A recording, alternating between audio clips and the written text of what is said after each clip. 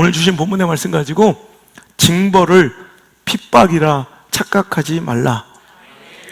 징벌을 핍박이라 착각하지 말라는 제목으로 하나님의 말씀을 증거토록 하겠습니다. 뭐라고요? 징벌을 핍박이라 착각하지 말라는 제목으로 하나님의 말씀을 증거합니다. 우리 인생 가운데 오늘 이 시대처럼 아주 허무한 시절을 지나갈 때가 있습니다. 광야 같은 정말 깊은 한숨 속에 한 걸음 한 걸음을 겨우겨우 뗄 수밖에 없는 고단한 인생길을 만날 때가 있습니다. 신앙 가운데서도 그렇게 어렵고 지친 상태 속에 무너져가고 있는 나를 발견할 때가 있습니다.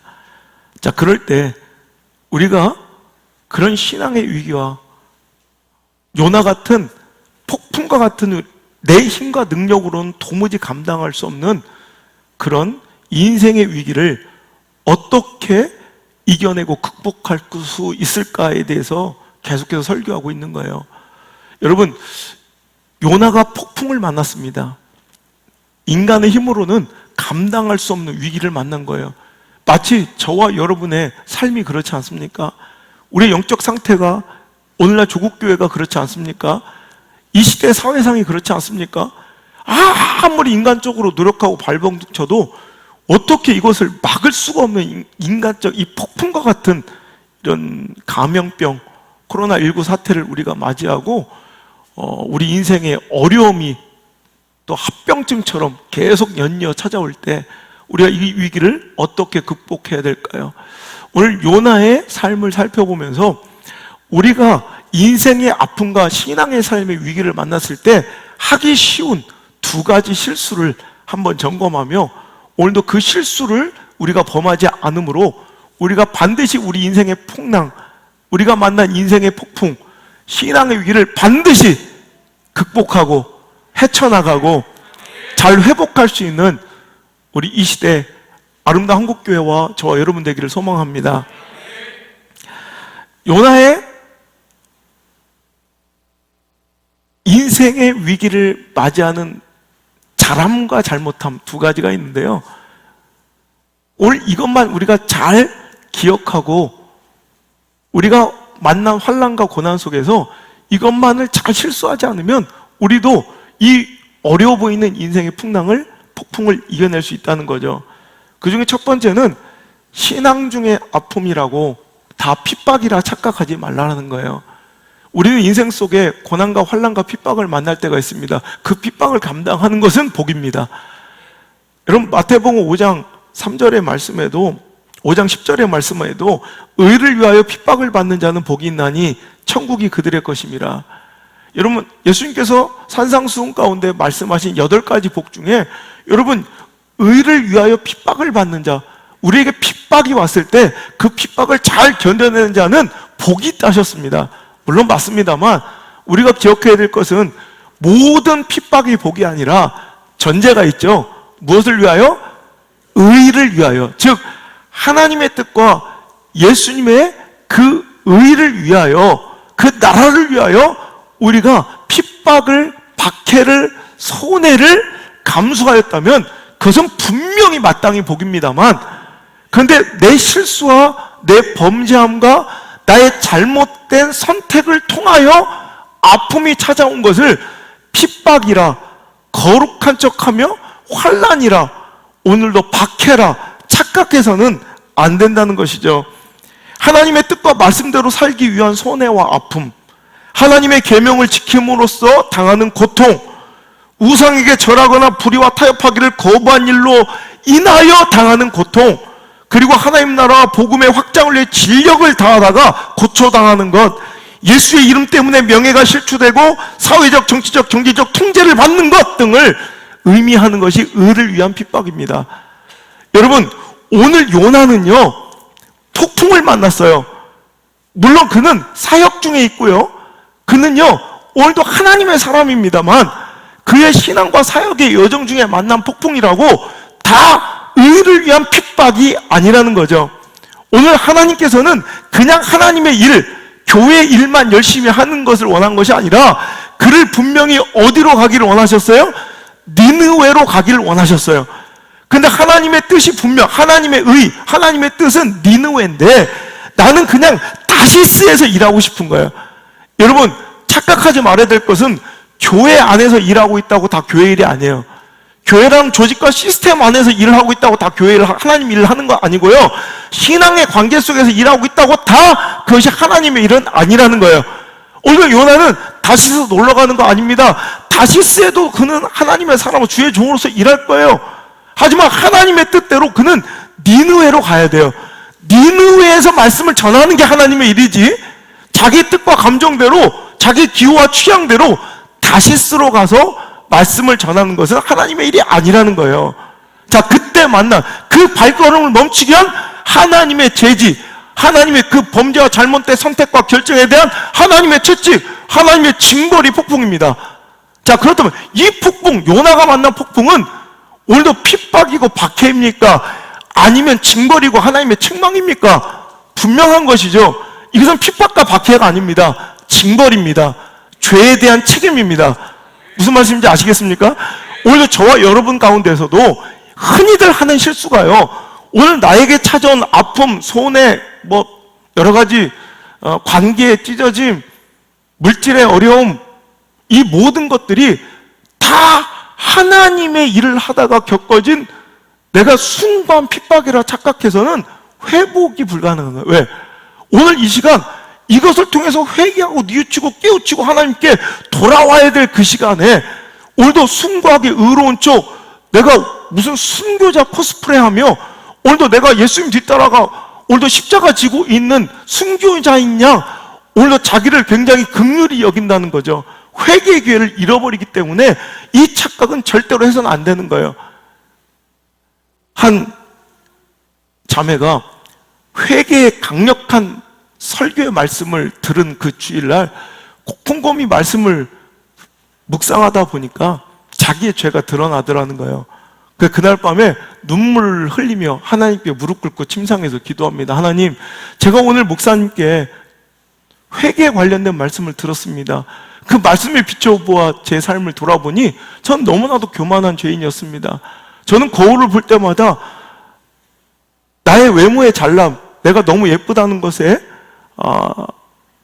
만족하고 항상 교만한 마음 품으며 다른 사람을 좀 이렇게 내려보는 이런 교만한 죄를 저지르고 있었습니다. 그러면서 눈물로 이 죄를 용서해 주옵소서 하나님께 회개의 기도를 드립니다. 그래서 하나님께서 기도 중에 응답을 하셨어요. 얘야, 그건 죄가 아니라 병이란다. 너는 괜찮아. 아니 그럼 어디? 그래. 우린 간혹가다 착각하고 살아요. 우리 인생은 착각의 연속입니다. 그죠?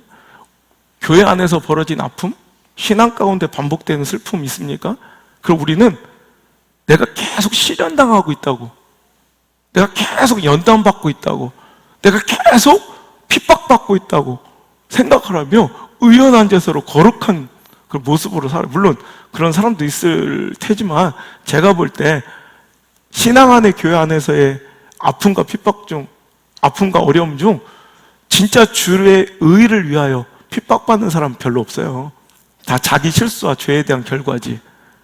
근데 그것을 깨닫지 못하고 착각하는 한 절대로 우리의 문제는 회복되거나 풀리지 않아요.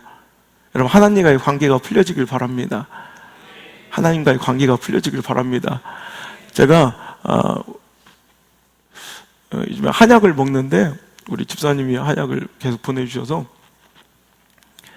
한약 진공팩에 있는 한약을, 저는 이제 컵에 따라 먹는 걸 별로 안 좋아해서 그냥 막 집회 중에도 빨리 먹어야 되니까 그럼 한쪽 끝퉁이를 이렇게 뜯어가지고 한약을 마시면 잘 안 나옵니다. 구멍을 아무리 크게 뚫으려고 해도 잘 안 나와요. 근데 여러분 잘 아시는 바와 같이 내가 지금 마셔야 되는, 뚫려야 되는 이 구멍과 전혀 상관없는 반대쪽에 구멍을 하나 내면 그 반대쪽이 뚫리니까 한약이 확 쏟아져 내리는 거예요. 풀리더라는 거예요. 무슨 얘기냐? 지금 나는 문제가 터지면 이 문제에 집중하지만 실제로는 이 문제와 전혀 하등 상관없어 보이는 반대편, 하나님과의 관계가 뚫리면, 하나님과의 관계가 풀리면, 이런 막혀있는 듯 이상하게 답답하게 꼬이고 막혀있던 물질의 문제 뚫릴 줄 믿습니다. 자녀의 문제 풀릴 줄 믿습니다. 건강의 문제 풀릴 줄 믿습니다. 관계의 문제 풀릴 줄 믿습니다.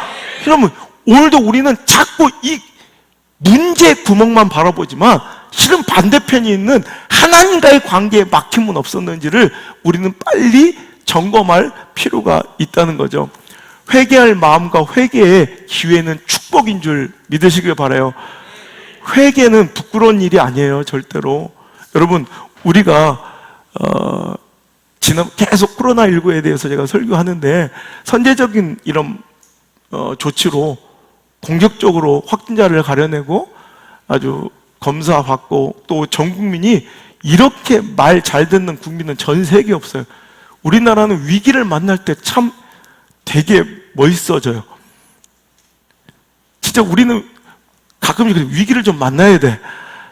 막 IMF 터지면 금을 팔아버리고 막. 여러분, 이런 나라가 어디 있어요? 전 국민이 마스크를 줄을 4시간을 서서라도 써요. 이런 나라 전 세계에 없어요. 여러분, 마트에 가도 질서 정연하게 사재기를 하나도 안 하는 유일한 민족 우리나라예요. 여러분, 대단하지 않습니까? 여러분, 그런데 지금 미국은 오히려 굉장히 그 확산세가 빨라서 어제 뉴스를 보니까 이미 확진자가 10만 명이 넘어가서 이제 코로나19의 진원지였던 중국을 오히려 넘어서는 그런 비상사태가 벌어지고 있어요. 왜 그럴까? 여러 가지 이유가 있겠지만은 여러분, 미국의 가장 이 전염 속도가 빠른 이유 중에 하나가 마스크에 대한 거부감이에요. 우린 마스크 이렇게 잘 쓰잖아요. 근데 미국은 마스크를 쓰는 것에 굉장히 거부감을 느껴요. 미국의 문화는 마스크는 병자들이나 쓰는 거예요. 그래서 여러분, 얼마 전에 뉴욕에서 마스크를 쓰고 가는 한인이 흑인한테 우리 한국인이 두드려 맞아 폭행당하는 말도 안 되는 사건이 벌어졌죠. 그러니까 마스크를 쓴 사람은 이 감염을 막고 바이러스를 막기 위해서 오히려 쓴 것인데 이 사람을 병자 취급하며 빨리 꺼져라. 왜 병을 옮기고 다니냐. 오히려 그 한국인을 폭행하는 말도 안 되는 사건이 벌어졌어요. 여러분, 마스크를 쓰는 건 병자라고 오늘도 낙인 찍히는 게 싫어서 마스크를 쓰지 않는 문화가 엄청 이제 걷잡을 수 없는 확산세를 가져와서 이제 미국 막을 수가 없는 정도의 수준이 됐어요. 여러분, 이거예요. 죄는 감추는 게 아닙니다. 여러분, 부끄러워할 것이 아니라 오늘도 빨리빨리 죄의 문제가 오면 감염을 받고 오늘도 죄에 대해서 빨리빨리 검진받아서 확진받는다는 건 불행한 것이기도 하지만 확진은 검사받아서 그것을 낙인 찍고 병자라고 뭐 저주하고 책망하는 것이 목적이 아니라 치료하는 것, 회복시키는 것이 목적인 줄 믿습니다. 그래서 오늘 우리가 이렇게 부끄러워할 것이 아니라 자꾸 내 영적인 질병에 대해서도 점검받고 뉘우치고 회개하는 것, 자꾸 이것을 덮으려고 하지 말고 아름답게 포장하려고 좀 하지 말라는 거예요. 여러분 보세요. 출애굽 과정에서 똑같이 우리 인생의 모델, 신앙의 모델은 출애굽 과정이에요.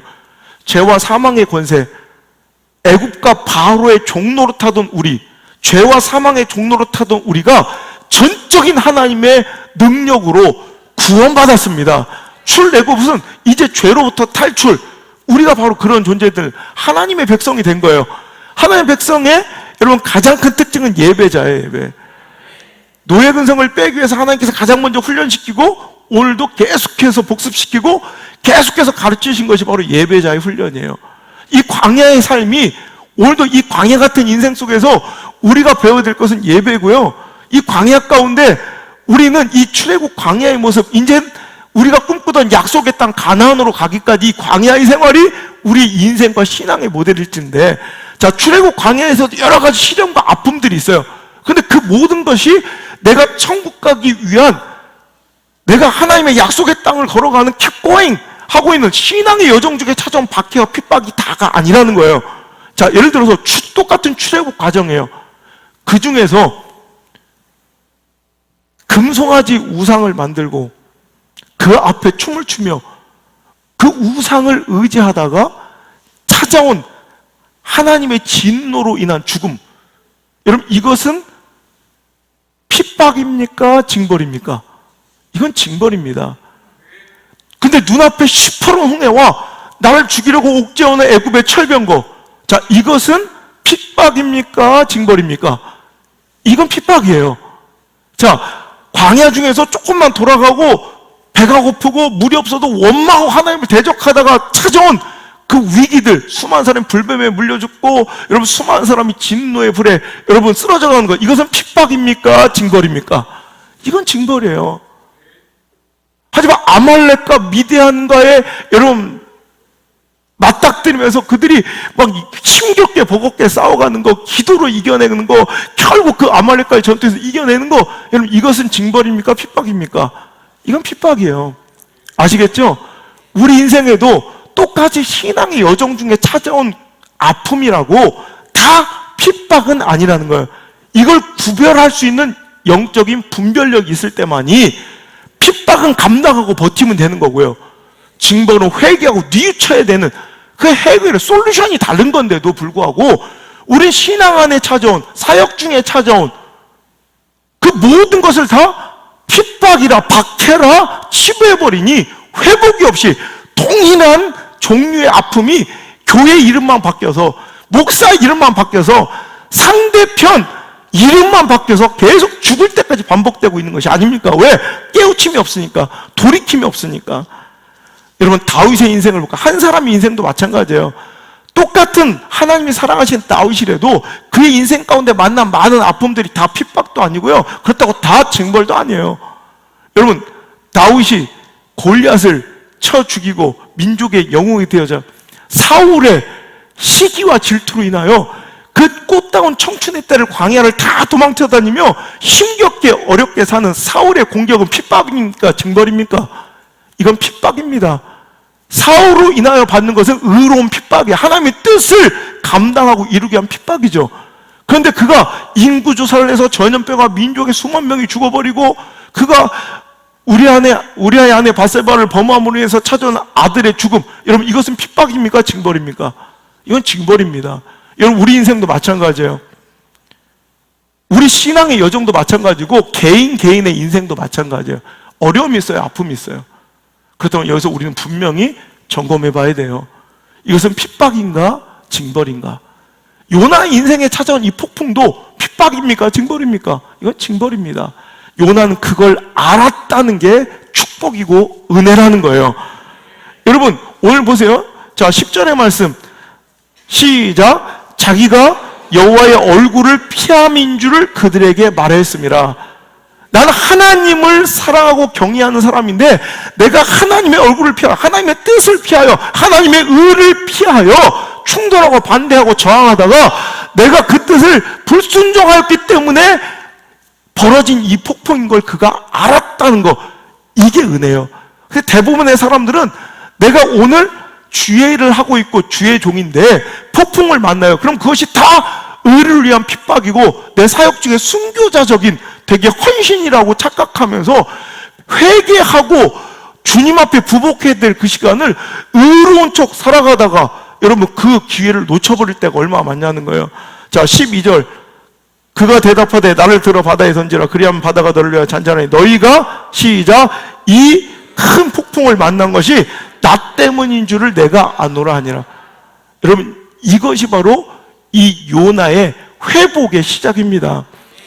오늘 여러분, 우리 인생에서도요, 하나님을 위해, 그 나라를 위해, 또 교회를 위해 열심히 헌신하고 절제하며 살고 다른 사람들 다 누리는 이런 것들을 다 포기한 채 열심히 살아가면 다른 사람들보다, 다른 사람들은 그 돈으로 투자하고 땅 사놓고 건물 사놔서 막 몇 배가 올랐다는 막 소문을 듣는데 자기는 헌신하고 살다가 별로 이렇게 변변치 않게 물질적으로 그렇게 호화스럽게 살지 못하는 거, 어떻게 보면 이거는 핍박이고 박해할 수 있어요.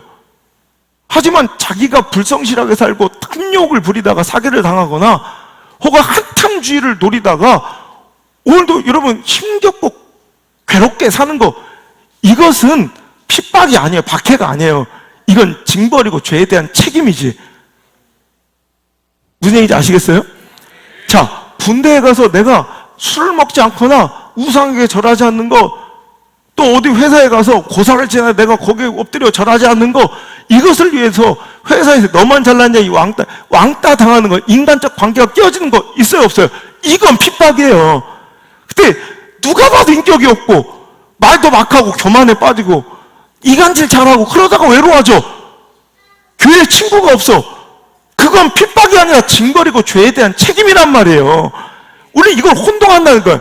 여러분, 교회라는 이 건물과 시스템 조직 안에서 이루어진, 또 신앙의 관계 속에서 이루어진 모든 일이 다 핍박은 아닌 줄 믿으시길 바랍니다. 여러분, 핍박과 박해라면 잘 여러분 숙연하게 또 숭고하게 버티고 견뎌야죠. 하지만 이것이 징벌이고 죄에 대한 책임이라면 회개하고 뉘우치고 깨우쳐 다시는 그런 짓을 하지 않으려고 몸부림치며 하나님과의 관계를 풀어야죠. 이런 방법이, 해결의 방법이 다르다니까. 그런데 오늘도 그 풀어져 하나님과의 관계의 풀, 즉 회개는 없이 계속해서 그 일을 반복해가고 살면서 회복만 바라는, 풀림만 바라는, 축복만 바라는 이런 억울한 인생은 없냐는 거예요. 이건 안타까운 거예요. 이걸 가르쳐 줘야 된다는 거예요. 오늘 여러분 인생 가운데, 여러분의 삶 가운데 벌어진 지금도 수많은 아픔들이 있을 거예요. 여러분, 자녀들이 공부하는데 신앙적 가치관을 가지고 난 주일날은 아무리 내가 손해를 보고 내 경쟁자가 주일날 학원을 가도 난 주일은, 난 예배는 빠뜨릴 수 없다. 예배를 드리다가 1.1점 뭐 떨어졌다. 이거는 핍박이고 박해, 시대적 박해일 수 있어요. 이건 의로운 손해예요. 그런데 할 거 다 하고 오히려 하나님 일도 뭐 내팽개치고 뭐 이렇게 오히려 공부 위주로 자기 성공 위주로 살다가, 그런데 별로 인생이 잘 안 풀려. 혹은 내 자녀들을 오히려 그렇게 종용하고 가르치다가 오히려 잘못된 것에서 체벌하고 오히려 훈육하고 이런 것 없이 그냥 좋다 그냥 이렇게 살아가다 애가 어길로 나가고 말썽 피고, 그럼 내가 본이 되는 삶을 살지 못해서 당하는 것은 이건 징벌이에요. 이건 죄에 대한 책임이에요. 제가 자복하고 통회하면 하나님께 엎드려야 되는 거예요. 여러분, 그런데 많은 사람들이 오히려 자기가 피해자인 줄 착각하는 거예요. 이러니 회복이 있겠냐는 거예요. 교만하고 내 뜻과 소견에 좋은 대로 살다가 어긋나고 꺾이고 또 실패하고 길을 잃었지 않았습니까? 이것의 회복의 시작은 나의 잘못에서 비롯된 결과이며 나의 죄의 책임이라는 것을, 하나님의 징벌의 시간인 것을 인지하고 인정하는 데부터 회복이 시작되는 줄 믿습니다. 징벌을 핍박으로 여기면 돌이킴은 고사하고요, 회개는 고사하고요, 그 시간에 뭐 해야 하냐면 억울해하고 섭섭해하고 서운해하며 오히려 교회와 말씀의 지도를 등지고 때로는 목회자의 권위와 질서와 충돌하며 여기저기 정치 없이 떠돌면서 신앙의 뿌리를 내리지 못하고 교회 이름과 목회자 이름만 바꿔가며 자신을 핍박하고 상처 주었다고 욕하고 평생 억울하게 다니며 오늘도 순교자 코스프레하고 산다는 거예요. 여러분, 오늘도 나에게 찾아온 아픔들, 지난날의 과거의 상처들 한번 다 보세요. 그게 진짜 핍박이었는가? 하나님께서 말씀하신 복 있는 것은 의를 위하여 핍박받는 자가 복입니다. 나 자신을 위하여, 내 욕망을 위하여, 내가 교만하고 내 뜻과 소견대로 내 유익 따라 살다가 찾아온, 여러분, 죄에 대한 책임과 인생의 잘못된 어긋남이 있거든. 여러분, 숭고한 척, 오늘도 경건한 척 쇼하지 말고 그때는 바짝 엎드려 오늘도 하나님께 빌고 회개하고 돌이켜야 할 줄 믿습니다. 여러분, 죄 가운데 가장 무서운 죄가 어떤 죄인지 아세요? 우리가 수많은 죄들이 있잖아요. 살인, 또 이번에 뉴스를 떠들썩하게 뉴스를 계속 채우고 있는 코로나를 덮어버린 뭐 박사, 엠번방 뭐 이런, 도대체 무슨 얘기인지를 이해를 못하는 뉴스 중에 하나인데, 여러분 보세요. 그런 끔찍한 죄들 있잖아요. 우리 주변에 얼마나 큰 죄들이 많아요. 살인, 유괴. 그런 수많은 죄들 가운데 가장 무섭고 끔찍한 죄 어떤 죄인지 아세요? 바로 죄의식을 잃어버린 죄예요. 아무리 끔찍한 살인자라도 예수님의 십자가 형틀 옆에서 예수님을 구주로 영접하고 회개하면 구원받을 수 있는 기회가 있거든요. 죄의식을 잃어버린 자는 회개의 기회가 없는 거예요. 그리고 어찌 보면 우리가 생각하는 그런 법상식이나 법감정에서는 살인이나 유괴나 그런 요즘 언론을 떠들썩하게 만든 N번방, 이 박사 이런 것들이 가장 큰 죄 같지만 물론 그건 큰 죄악이에요. 그런데 그보다 더 끔찍한 것은 우리 어느 순간 죄의식을 잃어가고 있는 그런 폴 클로델이 그런 얘기를 했어요. 우리 죄 중에서 가장 무서운 죄는 이제 죄에 대해 무감각해지는 죄의식이 없어진 죄다. 맞는 얘기 같아요. 왜? 우리 인간은 의인과 죄인이 없거든요. 모두가 죄인이죠. 단 무슨 구분이 있다고 그랬어요? 의인과 죄인, 깨끗함과 죄인이 있는 것이 아니라 다 죄인인데, 그렇죠, 더 드러난 죄인이 있고 덜 드러난 죄인이 있는 거죠. 그러니까 오늘도 우리는 모두가 죄인입니다. 하나님께는 큰 죄, 작은 죄가 없어요. 우리는 인간적으로 볼 땐 저건 큰 죄, 저건 작은 죄, 우리는 구분을 하지만 하나님께서는 큰 죄, 작은 죄가 없어요. 생각해 보세요. 하나님이 용서할 수 없는 큰 죄가 있어요? 하나님께서 너무 끔찍해서 넌 용서 못하겠다. 하나님께서 용서할 수 없는 큰 죄도 없으시지만 거꾸로 말하면, 그럼 하나님께서 야, 그 정도는 회개 안 해도 된다, 덮어도 좋을 만한 작은 죄도 없어요. 죄는 그냥, 하나님께는 죄는 죄예요. 다만 죄는 두 가지가 있을 뿐이에요. 용서받은 죄와 용서받지 못한 죄. 그리고 그 기준이 뭐예요? 바로 회개. 회개 이쪽 너머에 있는 것은 용서받지 못한 죄고, 회개 이쪽 너머에 있으면 오늘도 용서받은 죄가 되는 거예요. 오늘도 우리는 두 가지 종류로 사는 거예요. 좀 더 덜 드러난 죄인이냐, 더 드러난 죄인이냐. 우리 이곳에 용서받지 못한 죄인으로 들어왔습니다만, 나갈 때는 오늘도 내가 죄인 것을 깨닫고 인정하고 인지하고 회개하여 용서받은 죄인이 되어 나가야 된다는 거예요. 살아가야 된다는 거예요. 덮으며 쇼하지 말고. 여러분, 핍박이에요? 과연 그게 진짜 핍박이에요? 당신의 신앙 중에 그렇게 외롭게 되고 그렇게 어긋나고 자꾸 이렇게 상처 있고 교회 돌아다니, 이거 진짜 핍박이에요? 모든 한국교회 목사님들이 당신을 막 환난과 핍박으로 몰아넣어요? 아니라는 거예요. 아니라는 거. 오늘도 죄에 대한 책임을 져야 되고 하나님이 징벌일 수 있다는 거예요.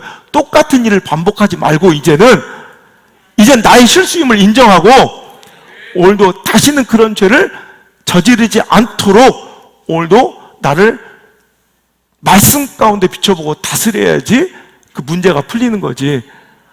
오늘도 계속해서 오늘도 그것을 의롭게 포장하고 핍박 중인 것처럼, 박해받는 것처럼, 환난당하고 있는 것처럼, 의로운 십자가를 지고 있는 것처럼, 순교자인 것처럼 피해자 코스프레에서는 절대로 회복이 일어나지 않는다는 거예요.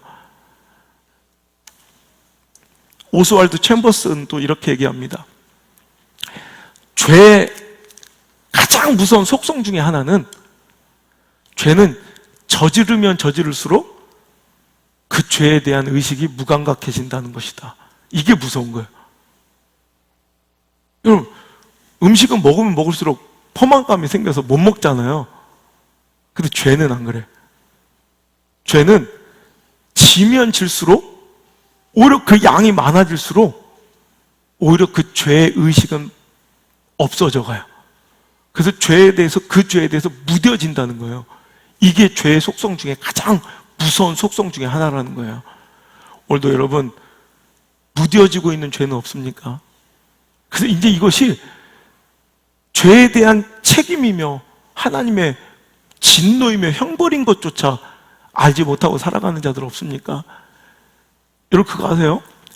지금 전 세계적으로 감염병, 코로나19의 이 감염 증상으로 전 세계가 지금 고통받고 있는데, 이 코로나19의 치사율, 요즘에 사망 이 사자를 좀 안 쓰는 치명률 뭐 이렇게 많이 쓰더라고요. 근데 치사율, 우리가 흔히 잘 아는 치사율이, 여러분 전염병의 치사율이 우리나라는 1점 몇 프로 되고요, 제일 높은 이탈리는 10% 가까이 되고 대부분 3% 정도 이렇게 돼요. 자, 그런데 어떤 전염병은 치사율이 걸리면 40%, 50% 절반 죽는 이런 전염병도 있어요. 여러분 어떤 전염병이 더 무서워요? 어떤 전염병이 여러분 더 인류 가운데 위기고 해악을 주는 줄 알아요? 실은 치사율이 낮은 요 2%, 3%대의 전염병이 전 세계에 팬데믹을 만들어내요. 우리가 생각할 땐 치사율이 높은 병들이 위기일 것 같죠? 일례로 메르스 같은 건 치사율이 40% 이상이에요. 그런데 전 세계로 확산 잘 안 되죠. 왜냐하면 그 바이러스가 숙주로 삼은 확진자에게는 뚜렷한 증상이 나타나고 확진자가 그 감염으로 인해서 죽는 거예요. 그러니까 감염이 잘 안 돼요, 속도가. 그런데 문제는 뭐냐면 이렇게 코로나19처럼 치사율이 2%, 3%대인 이런 감염병들은 숙주 가운데, 즉 확진자 가운데 무증상 경우들이 굉장히 많고, 또 걸렸지만 그걸 그냥 버텨내서 이겨낸 사람들이 많아서 오히려 숙주가, 그 확진자가 없어져 버리면 전염이 잘 안 되는데 숙주가 살아 활동을 하는 거예요. 그 감염이 확산 속도가 엄청 빨라요. 여러분 우리가 잘 아는 스페인 독감 아시죠? 1918년에 여러분 전 세계를 휩쓸어서 우리나라에서도 10만 명 일제 치하잖아요. 1918년. 그래서 일제 치하 때 10만 명 이상이 죽었어요, 스페인 독감으로. 유럽에서는 무려 5천만 명 이상. 여러분 비공식적으로는 2억 명 이상 죽었다고 통계가 나오는 것도 있어요. 근데 확진 5천 명. 그러니까 그때가 여러분 1914년부터 1918년 유명한 1차 세계대전이었잖아요. 1차 세계대전 중에 죽은 사망자가 1,500만 명이에요. 근데 그 기간 딱 짧은 1918년 그때 스페인 독감 때문에 죽은 사람이 5천만 명이 넘어요. 거의 1억 명, 2억 명에 가깝다고, 비공식적으로. 뭐가 더 무서워요? 전쟁보다 무서운 게 이 감염 증세인데, 이 스페인 독감의 치사율이 여러분 2.8%밖에 안 됐어요. 오히려 그러니까 무증상 상태로 싹 번져나가는 거예요. 억울함이 있어요. 물론 스페인 독감이 왜 스페인 독감인지 알아요? 스페인에서 시작된 게 아니라 그때 1918년에 아까도 얘기했던 것처럼 세계 대전 중이었어요. 그래서 거기에 참전했던 나라들, 유럽 국가들은 언론을 통제하고 있었어요. 그 불안 요소들을 언론에 내보내지 않는데, 스페인은 중립국이었어요. 연합군에 참전하지 않아가지고, 그는 스페인의 언론이 이제 통제받지 않으니까 그런 감염병의 확산을 보도를 해서 스페인에서 처음 알려지고 보도를 해서 스페인 독감이라고 일컬어진 거예요. 어떻게 보면 좀 억울하죠, 스페인은. 그런데도 하여튼 간에 그 전쟁의 포화 속에서도 1,500만 죽었는데 2.8%의 이 감염력을 가진 이 전염병이 확산되어 가면서 계속 살아남는 거예요. 또 살아남고 무증상자 수송에서 계속 이렇게 얕은 증상과 치사율이 낮으니까 그걸 통해서 수많은 이 확진자들이 돌아다니면서 전 세계에 옮겨가지고 여러분 5천만 명에서 2억 명을 죽인 그 신종플루, 2009년도에 유행했던 신종플루가 그 스페인 독감의 손작격이에요. H1N1 똑같은 계열의 스페인 독감 후손이에요. 지금까지 살아 버티는 거예요. 그 바이러스가 계속 변형을 하면서 지금까지 버텨서 아직까지도 이렇게 살아남아서 고통을 주고 있다는 거예요. 제가 이 말씀을 드린 이유는 차라리 우리 가운데 요나처럼 폭풍을 만나는 게 그냥 어떻게 치명적으로 내가 죄를 딱 뭔가 저질렀을 때 그 영적인 치사율처럼 막 완전히 그냥 하나님께 버린다는 게 아니라 팍 내 인생에 충격을 줄 수 있는 그런 엄청난 이런 충격이나 데미지가 있으면 차라리 그게 복일 수 있다는 거예요. 문제는 그냥 한번 저질러 봤더니 그냥 대충 괜찮아. 무탈하고 아무 일 없어. 그럼 무증상의 죄들이 나를 잡고 죄의식을 잃어버려 그 죄를 반복하며 주변에도 그 죄를 확산시켜가는 가장 무서운 전염의 숙주가 될 수도 있다는 거죠. 더 무서운 건 내 자녀들에게도. 차라리 박살이 나고 무너져 깨뜨려지면, 인생에 엄청난 폭풍을 만나면 어이쿠 오늘 깨닫고 돌이킬 수라도 있는데, 스물스물 오늘도 기어나와 나를 죄로 이끌고 있는 그런 죄성들, 지금 당장 별일 없다고 무탈하고 무증상자로 살아간다고 나는 깨끗한 것이 아닌 줄 믿으셔야 합니다. 곧 엄청난 위기와 전염이 일어날 것을, 확산이 일어날 것을 두려워하며 오늘 작은 죄라도 경계하고 깨트릴 수 있는, 죄는 자꾸 저지를수록 무감각해지는 무서운 속성이 있고, 그래서 가장 우리 인류 가운데 무서운 죄인, 죄의식을 아예 잃어버린 죄를 내가 감염될 수 있음을 기억하시고, 오늘도 여러분 작은 죄부터 아무리 치명률이 낮아도 그것들을 단호하게 거절하며 작은 인생의 폭풍, 바람만 불어도 돌이키고 돌아올 수 있는 저 여러분 되시길 주의 이름으로 축복합니다. 두 번째, 오늘도 요나의 폭풍 가운데, 인생의 폭풍 가운데 하기 쉬운 두 번째 실수는 바로 착각은, 자 이제 내가 죄라는 것, 내 죄 때문에 이런 일이 일어났다는 것을 인정했어요. 이건 회복의 첫 번째 단계, 잘했어요, 통과. 두 번째 단계는 그 죄가, 이 모든 것이 나의 죄로 인함인 것을 깨닫고 인정했다면 이제 그때 해야 될 것은 하나님께 회개하고 돌이켜서 이젠 주의 의대로, 주님의 뜻대로 살아가는 것이지, 포기하고 자책하는 것이 책임감이라 착각하지 말라는 거예요. 이게 우리 가운데, 우리 인생 가운데 가장 많은 착각 중에 하나가, 포기와 자책을 내가 굉장히 책임감 있는 성도라고, 목회자라고 착각하는 경향들이 있다는 거예요. 자, 오늘 요나도 봅시다. 자, 10절, 12절 다시 한번 읽어볼게요. 시작.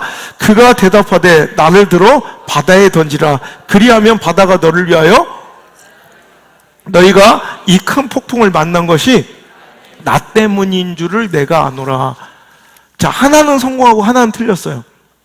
오늘도 이 폭풍을 만난 것이 나 때문인 것을 안 것, 즉 이것은 의를 위한 핍박이나 박해가 아니요 뭐라는 거, 죄에 대한 책임이며 하나님의 징벌의 시간인 것을 알았다는 것. 이건 굉장히 고무적이고 좋은 현상이에요.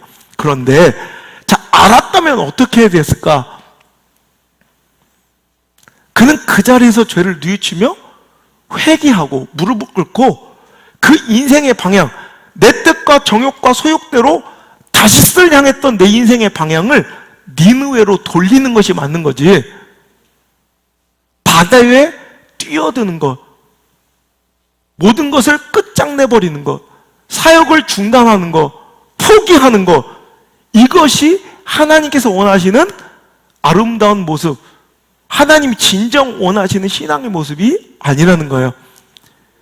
물론 바다에 뛰어났더니 잠잠해졌어요. 그럼 전 묻고 싶은 거예요.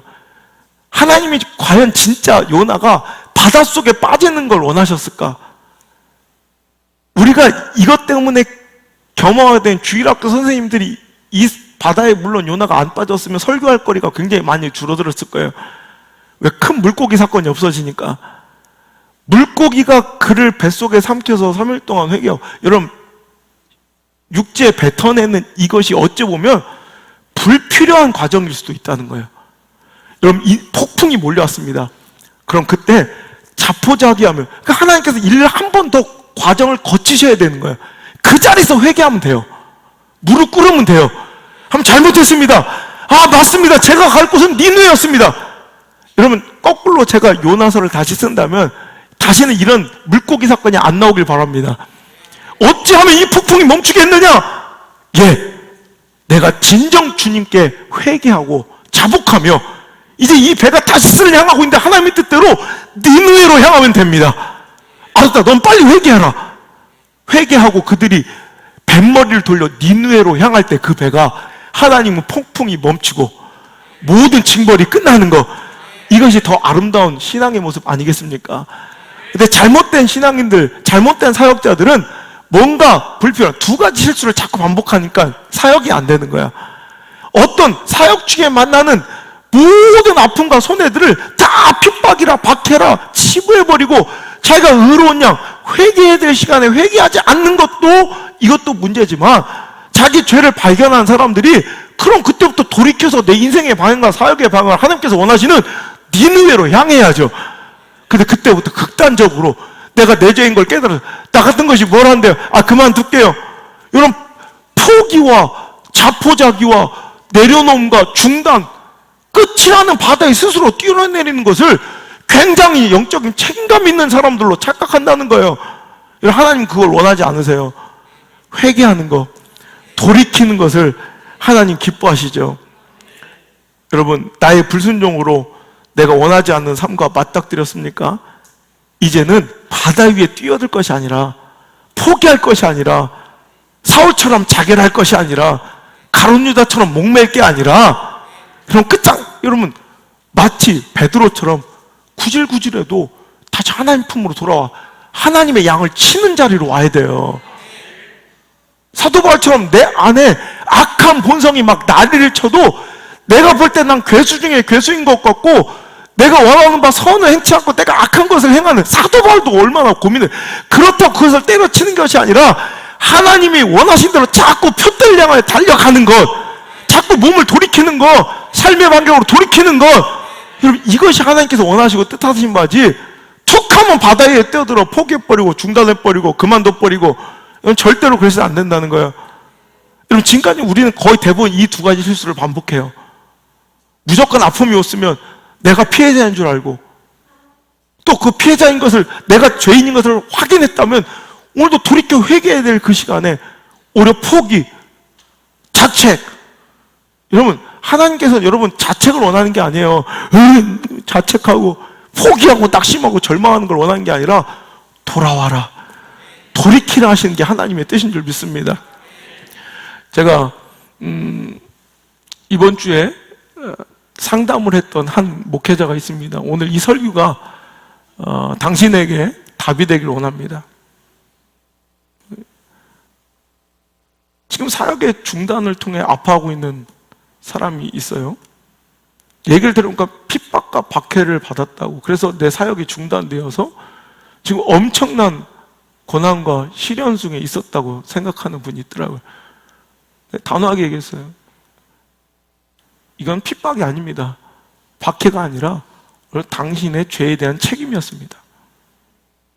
그러니까 다 피해자라고 생각하더라고. 내가 들어보니까 그건 자기의 사역자로서의 자세가 잘못되고 자기 의의를 더 드러내기 위해 했던 그런 실수가 낳은 결과가 오늘이에요. 이거 깨달아야 돼요. 내가 사역 중에 하나님을 하는데 부딪힌 거 갈등이 있었대요. 그것 때문에 제가 사역을 못하게 됐대요. 그래서 여러 가지로 위기 속에 빠졌다는 분이 있어요. 구체적으로 얘기하지 못하지만 오늘 그분은 듣고 있으니까 알 거예요. 이거 먼저 깨달아야 돼요. 그럼 핍박과 박해가 아니라 내 죄에 대한 책임이었고 하나님이 징벌이었다는 걸 깨달아야 되고, 두 번째는 또 두 번째 실수가, 그러니 내가 탁 놔버린, 그러니까 사역을 내동댕이 쳐버렸으니 그 결과가 지금까지 온 거예요. 그러면 안 돼. 돌이켜서 회복하는 걸 하나님께서 원하고 계신다는 거죠. 우리도 여러분 이 두 가지 실수 착각 잘못하면 오늘도 우리 인생에 내가 상상도 못할, 내가 원치도 않았던 그 삶에 떠밀려 와서 내가 지금 뭐 하는 거지? 후회하며 다시는 회복할 수 없는 그 먼 거리까지 떠밀려 갈 수도 있어요. 오늘 빨리 확인하시길 바라요. 착각을 좀 깨지시길 바라고, 오늘도 내 안에 찾아온 내가 만난 폭풍의 그 이유가 무엇인가를 빠르게 판단해서, 진짜 신앙의 핍박과 박해도 있어요. 의를 위한 핍박도 있다고 잘 견뎌내시길 바라고, 그렇지 아니하고 혹시 당신의 죄의 결과, 여러분 자녀들 앞에서 그런 모습 보이면 되겠어요? 그럼 자녀들이 어떤 신앙과 삶을 살아갈지 여러분 모르겠어요? 그럼 빨리 끊을 거 끊어야죠. 계속 그렇게 보여주고 살아가면서 내 자식은 잘 될 거라고 착각하는, 이거 착각이에요. 대단한 착각이에요. 결과는 똑같아요. 예외는 없어요. 아닌 건 끊어버리고 죄인 것은 빨리 단호하게 여러분 끊어버려야지, 스물스물 지금 당장 아무 일 없다고 치사율이 2.8%밖에 안 되는 코로나처럼 전 세계를 확산시켜 지금 두려움과 공포에 떨게 만들어버리잖아요. 진짜 위험한 간염병들은, 진짜 위험한 영적인 질병들은 치사율이 낮아서 무증상자로 돌아다닐 수 있는, 오늘 내가 쉽게 보고 이제 몇 번 반복해봤더니 별다른 이런 증상도 없어서 이제 이 정도쯤이야 하고 반복하고 있는 죄들, 하나님께서 진짜 인생의 폭풍을 주셔야 정신 차릴 거예요. 지금 빨리 끊어버리시고 회개의 마스크 쓰시고 부끄럽게 여기지 마시고 오늘도 그 자리에서 오늘도 회복하고 뻔뻔해 보여도 부끄러워도 이런 베드로처럼 아이고 내가 진짜 주님 볼 면목이 없지만은 저 살려주세요, 저 회복시켜주세요, 다시 일시켜주세요, 계속 끈질기게 매달려 결국에 하나님의 뜻과 하나님의 의를 붙잡고 살아가는 저 여러분 되었으면 좋겠습니다. 오늘도 우리는 연약함을 인정해야 합니다. 하나님 앞에 어쩔 수 없는 죄인임을 인정하고 의로운 척 경건한 척 쇼하지 말고 오늘도 주님 앞에 정말로 연약함으로 나가 나를 인도해달라고, 회복시켜달라고 오늘도 기도합시다. 그렇게 찬양합시다. 주여, 나는 이렇게 연약합니다. 주여, 나는 오늘 하루도 신앙과 믿음 지키며 살아가기를 힘겨워합니다. 주 뜻 이루며 살기엔 너무나도 부족한 자이오니 주님 나를 붙들어 주시고 다시 한번 회복시켜 주옵소서. 코로나19 위기 속에서 오늘도 내가 깨달아야 될 반복됐던 내 죄와, 혹시 이 시간을 통해 하나님께서 깨닫길 원하시는 무감각해지고 있던 나의 죄들은 없었는지, 신앙의 모습 없었는지 일주일 동안 좀 점검해 보시는 귀한 시간 되었으면 좋겠습니다. 오늘도 주님 앞에 우리는 한없이 연약한 자들로서 나아갑니다. 그럴 때 주님께서 우리를 품어주시고 회복시켜 주실 줄 믿습니다. 찬양합시다.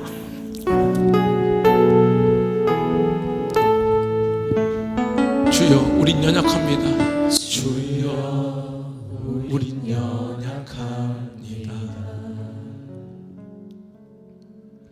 우린 오늘 힘겨워합니다. 주 뜻 이루며 살기에 부족합니다. 우린 연약합니다. 주여, 우린 또 넘어집니다. 주여, 우린 넘어집니다. 오늘 하루를 또 실수합니다. 주의 긍휼을 구하는 죄인입니다. 우리 주만 바라봅니다. 한없는 주님의 그 은혜만, 한없는 주님의 은혜 온 세상 위에 넘칩니다. 가릴 수 없는 주 영광 온 땅 위에 충만합니다. 주님만 이기리오니 우린 그 길 따라갑니다.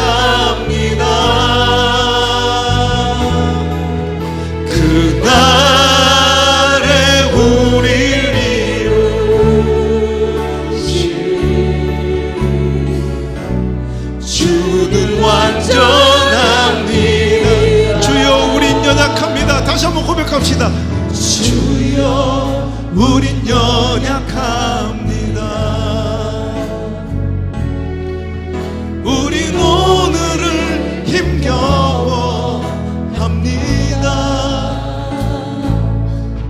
주 뜻 이루며 살기에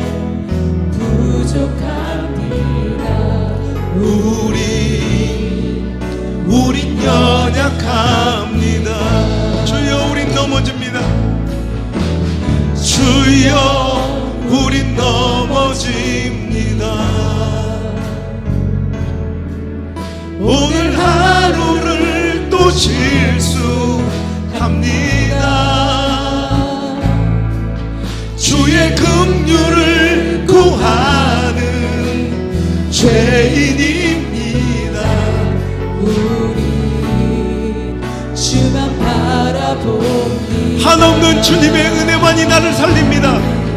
한없는 주님의 은혜 온 세상 위에 넘칩니다. 가릴 수 없는 주여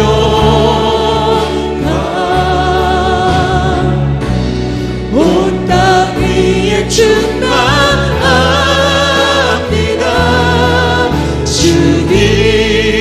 주님만이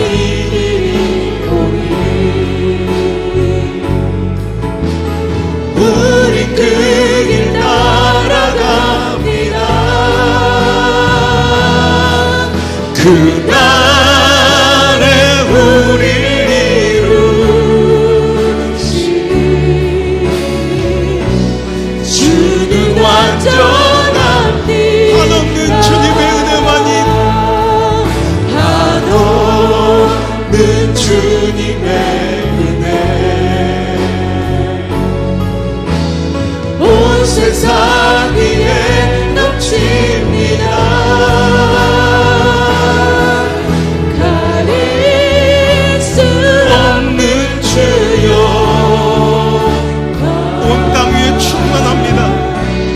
온 땅 위에 충만한 이렇게 실수하고 부끄러운 나이지만 주님만이 나의 길이시오니 나는 포기하지 않고 다시 한번 돌이켜 그 길을 따라가길 원합니다. 우리 그 길 따라 주님만이 나를 완전케 하십니다. 주님이 나를 회복시켜 주십니다. 주님만이 이 세대와 이 사태를 종식지으실 수도 있습니다.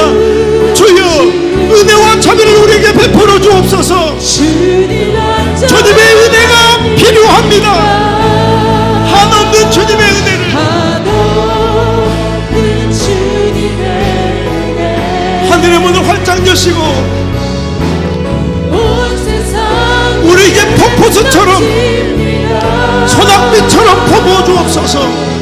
그릴 수 없는 주 한 사람도 그 은혜와 영광을 벗어나지도 오늘도 그 은혜를 받지 못하지 않게 하시고 그 은혜에 흠뻑젖어 다시 한번 일어나 돌이켜 회복되고 살아나는 역사가 그런 은혜와 회복이 우리 한국교회에 있기를 원합니다. 무너지고 해파됐던 우리 예배가 그렇게 다시 한번 살아나고 회복되기를 원합니다. 자기 의의를 드러내며 죄에 대한 합리화와 오늘도 상황과 형편의 논리로 하나님의 뜻을 저버렸던 오늘도 우리가 주님께 다시 한번 돌아오길 원합니다. 한없는 주님의 은혜 온 세상 위에 넘칩니다. 가릴 수 없는 주여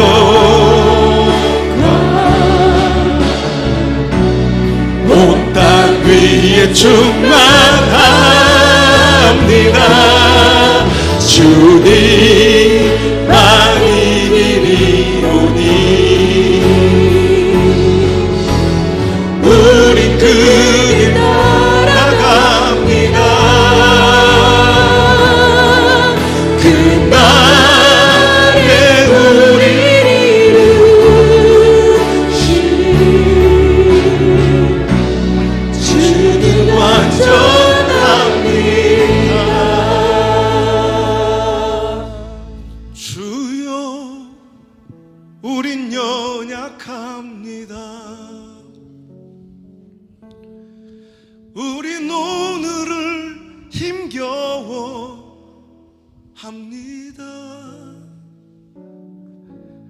주 뜻 이루며 살기엔 부족합니다. 우린 연약합니다. 주여, 우린 넘어집니다. 오늘 하루를 또 실수합니다. 주의 긍휼을 구하는 죄인입니다. 우린 주만 바라봅니다. 죄를 부끄러워하지 아니하고 주님 앞에 회개하는 자 되기를 원합니다. 감추고 덮으며 포장하려 하지 아니하고 죄로 인한 형벌과 하나님의 의를 위한 핍박을 구별하게 하여 주옵소서. 죄에 대한 결과와 책임과 하나님의 의를 위한 박해와 손해와 혼동하고 착각하지 않게 하여 주옵소서. 한없이 주님 앞에 송구하고 부끄러울 그 시간에 의로운 쪽 쇼하며 회개 기회를 잃어버리지 않게 하시고, 무증상으로 살아가며 감염을 확산시키고 회복할 수 없는 지경에 이끄는 부끄러운 과오를 반복하지 않게 하시고, 작은 죄에도 민감하게 반응하며 하나하나씩 오늘도 그 죄를 끊어버릴 수 있는 결단이 우리 사랑하는 가족들 가운데 있게 도와주옵소서. 또한 부족한 종에게 있게 하여 주옵소서. 우리 들어올 때는 용서받지 못한 죄인으로 돌아왔을지라도 오늘 이 시간 나갈 때는 모두 다 내 죄를 회개하고 자복하며 용서받은 죄인으로 돌아갈 수 있도록 인도해 주옵소서. 피해자 코스프레하며 나에게 아픔을 준 상황과 처지와 상대를 욕하고 비난하지 않게 하시고, 자기 합리화로 불순종을 자꾸 포장하고 변명하지 않게 하시고, 상황과 처지 형편 논리로 자꾸 불순종을 반복하지 않게 하시고, 끊을 거 끊게 하시고, 버릴 거 버리게 하시고, 결단할 거 결단하고, 돌이킬 거 돌이키고, 드릴 거 드리고, 헌신할 거 헌신하고, 붙잡을 거 붙잡아서 다시 한번 주님께서 쓰시는 아름다운 교회와 가정과 성도들 다 될 수 있도록 인도하여 주셔서 내 자녀들에게 위대한 신앙의 유업을 물려주는 아름다운 본이 되고 축복의 통로가 되는 아름다운 성도들 다 될 수 있도록 인도 축복하여 주옵소서. 이제는 우리의 그 회복을 위하여 십자가까지 오르신 우리 구주 예수님의 은혜와 돌아와라 돌아와라 오늘도 간절히 우리에게 원하시는 하나님 아버지의 사랑과 그와 같이 우리를 버려두지 아니하시고 오늘도 함께 계시며 우리에게 이 시대와 아픔과 폭풍을 견딜 만한 힘과 능력과 지혜와 분별력을 호흡하시는 보혜사 성령님의 붙잡으시는 위대한 손길이 이 자리에 나와 이제 영적인 분별력을 가지고 오늘도 회개하며 돌이킴의 삶을 실천하며 실현하며 살아갈 것을 결단한 사랑하는 우리 성도들 머리에와 각 가정 위에와 영상을 통해 예배하는 모든 각국과 각 지역의 모든 교회와 성도들 머리 위에, 더 나아가 우리 자녀들의 인생과 우리 다음 세대의 삶의 발걸음마다 이제부터 떠나가지 마시고 1초도 떠나지 마시고 1초도 떠나가지 마시고 영원토록 함께 머무시기를